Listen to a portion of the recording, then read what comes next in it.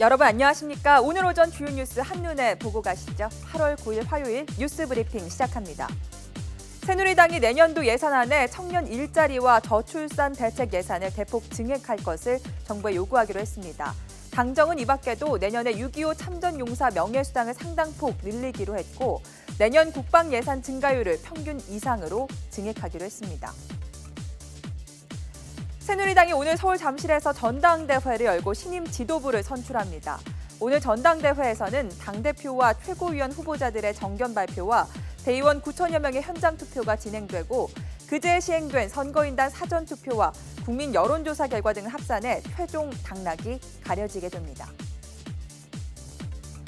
법무부가 오늘 오후 2시 사면 심사위원회를 열어 8.15 특별사면 대상자를 선별합니다. 법무부는 이를 위해 공석이었던 사면심사위 위원회 최금숙 한국여성단체협의회 회장과 손창용 서울대 교수를 새롭게 위촉했습니다. 사면심사위원회가 심사하고 의결한 결과가 법무부 장관에게 보고되고 국무회의에서 심의 의결되면 대통령의 재가를 받아 최종적으로 사면이 이루어지게 됩니다. 일본군 위안부 피해자 지원을 위한 화해 치유재단 출범 이후 처음으로 한일 양국이 위안부 관련 합의의 후속 이행을 위한 국장급 협의를 엽니다.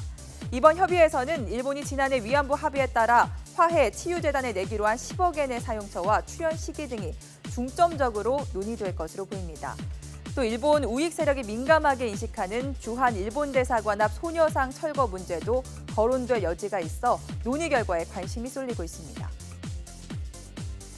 세월호 뱃머리를 들어 올리기에 성공한 인양팀이 오늘부터는 배 뒷부분에 리프팅 빔 설치를 시작합니다. 이 리프팅 빔은 나중에 선체를 끌어올릴 와이어와 연결하게 됩니다. 해양수산부 관계자는 해저의 지질 상태에 따라 짧게는 열흘에서 길게는 몇 주까지도 걸릴 수 있다면서 최대한 이른 시일 안에 작업을 마무리하기로 했습니다. 기록적인 폭염이 이어지면서 전력 수요가 사상 최고치를 경신했습니다. 어제 오후 3시 1시간 평균 전력 수요가 8,370만 킬로와트로 역대 최대 전력 수요를 훌쩍 넘었습니다. 특히 어제 오후 2시 15분쯤에는 전력 예비율이 5.98%, 503만 킬로와트로 떨어져서 전력 수급 비상경보가 발령될 상황까지 몰렸습니다. 더불어민주당 소속 초선 의원 6명이 어제 중국을 방문해 베이징대 교수들과 비공개 좌담회를 열었습니다. 이 자리에서 의원들은 사드 문제로 양국의 신뢰가 훼손되지 않도록 함께 노력해야 한다고 말했고 중국 측의 학자들은 박근혜 대통령과 시진핑 주석이 이 문제를 심도 있게 논의하는 게 가장 좋은 해결 방안이라는 의견을 냈습니다. 의원들은 방중 이틀째인 오늘 공공정책연구기관인 판구연구소와 좌담회를 갖고 교민들을 만나 애로사항을 들을 예정입니다. 북한의 비핵화를 포함한 동북아 평화질서 구축에 관심이 많은 분들이 모여서 짧은 기간 공부도 하고 상호 교류하는 그런 목적으로 왔고요. 한중 관계에 훼손이 있어서는 안 되겠다. 또한 이런 데 굉장히 중요한 역할을 하는 것은 매체이기 때문에 언론에서의 이런 것 나쁜 쪽을 계속 부각하면서 문제를 키워나가는 것은 바람직하지 못한 경향이 있다. 푹푹 찌는 더위가 계속되면서 어지럽고 열이 나는 온열 질환 환자가 크게 늘었습니다. 질병관리본부는 지난 5월 23일부터 지난 7일까지 파악된 온열 질환 환자가 1,160명에 이른다고 밝혔는데 이는 최근 5년 동안의 연평균치를 넘어선 수치입니다. 이런 날씨에 밖에서 더위에 맞서며 일하는 사람들은 얼마나 곤욕스러울까요? 폭염이다 보니까 날씨도 텁텁하고 땀도 많이 나서 많이 힘든 것 같습니다. 6월 달에는 그 작년 6월에 비해서 한 2배 정도 많았거든요. 올해가 아무래도 폭염 특보도 많고. 세계 2위 항공사인 델타 항공의 전선이 마비됐습니다. 이 항공기를 이용하려던 전 세계 승객 10만 명 이상이 공항에 발이 묶였습니다.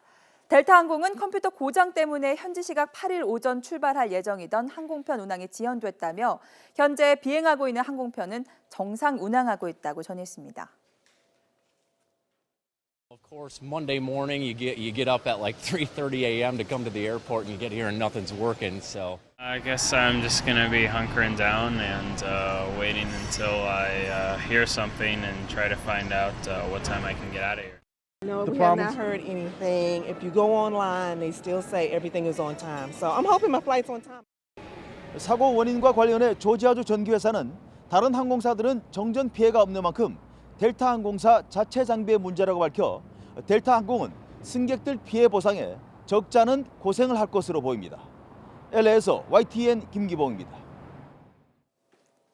유명 배우나 연예계 종사자에게 항공권을 싸게 사주겠다고 속여 수억 원을 받고 달아난 사건이 일어났습니다.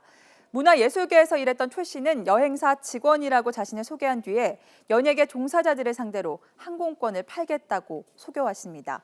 경찰은 최 씨가 일본으로 출국한 사실을 파악하고 범죄 혐의가 있는지 사실관계를 확인하고 있습니다. 이름만 들으면 알만한 유명 연예인들까지 대거 돈을 뜯겼다는데 피해자만 500여 명에 달합니다. 피해자들의 목소리 들어보시죠. 전 미쳐버리겠어요. 사실은 죽고 싶다는 생각이 들더라고요. 내 돈만 들어간 것도 아니고 금액도 이게 점점 상승을 해가는 거예요. 처음에는 2, 30만 원짜리 티켓이 있다가 나중에는 이게 180만 원 더블 금액으로. 일본에서 공연을 하는 게 있어서 그래서 그 공연 팀에서 그거를 단체로 공부했고 그래서 일본에 가기로 했는데 그런 일이 벌어진 거고. 2년 전 5명이 숨진 인천 강화도 야영장 화재 기억하시죠? 이 일을 계기로 정부는 안전관리 강화를 위해 야영장 등록제를 시행하고 있습니다. 하지만 상당수 야영장은 여전히 등록을 하지 않은 채 배짱 영업을 하고 있다는데요. 그 실태를 점검해봤습니다. 수시로 관리를 하니까 사람들도 여기 오래된 단골들이 가니까 그렇게 위험하게 안 해요. 위험 조건은 없는데 그걸 다 싸잡아서 허가를 무조건 다 받으라 하니까는 행정에서 문제가 있는 거지 사실은. 저희가 매일매일 거기 와서 이렇게 붙어있지 않는 이상은 속의 손길이 10년 뒤에는 우리나라가 초고령 사회에 진입하면서 국내 총생산이 8% 가까이 떨어질 거라는 예상이 나왔습니다.